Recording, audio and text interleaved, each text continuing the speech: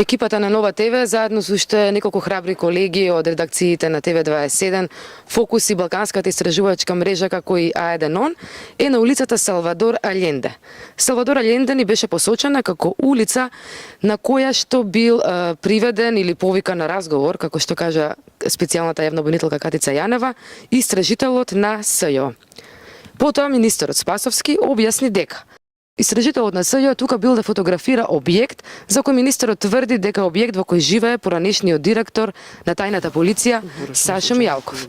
Одредени шпекулации велат дека бројот може би е 69, 67.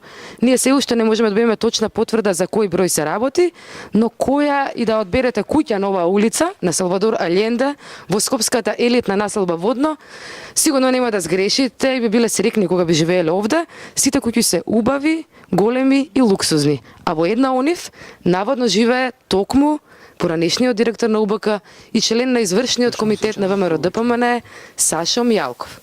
Чисто за информација, Сашо Мијалков, додека беше функционер, како адреса на живење имаше пријавено стан во скопската населба Капиштец.